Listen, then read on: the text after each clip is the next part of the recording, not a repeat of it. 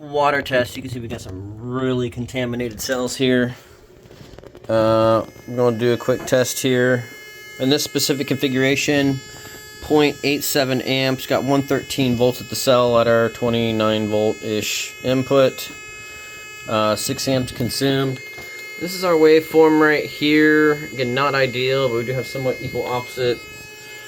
Pulsing at a pretty low frequency here. We're going to swap out this water and see if we have changes here. So we got pretty good gas production. It is showing on our meter here. We'll see about changing the water and how it changes values. You can see here that most of the contaminants actually float to the top. As you can see they're falling down there. Look at that. Cool. So as far as like extraction of dirty water, you could have the outlet right here and just basically drain off that top layer, leaving the rest of the water in the cell for utilization, and probably just clean it that way if you really wanted to.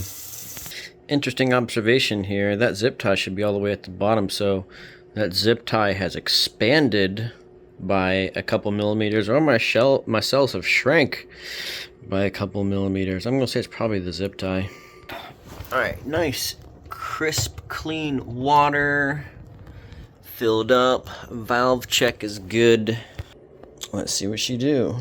There we are, 6 amps, 29 volts in, 0.9 amps waveform. We'll have to compare that, but let's try changing frequency. Frequency does not change much, so the contaminants in the water did not change our resonant frequency by much, if anything. This is Stan's Revenge.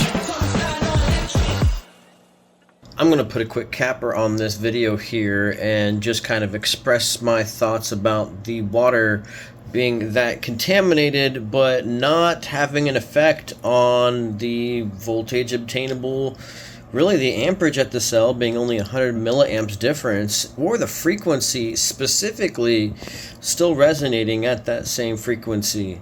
So we know maybe from this we can gather that the contaminants in the water do not affect frequency, do not affect amperage, more or less, we'll keep that kind of rough, and do not affect voltage at the cell. We could even maybe attribute this to the dielectric constant of water that Mr. Myers talks about.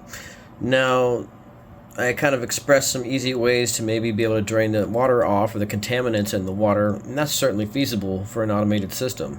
But by and large, I wonder how contaminated you could run those cells. Like, how long could you run those cells? How filthy could you get that water and still have similar operations for the water fuel cell? We might have to do a video on this. That might have to wait till summer though. So a bit more testing is necessary, I think, on this, but I think there's some definite keen insight to the water and how it's basically not affecting the cell.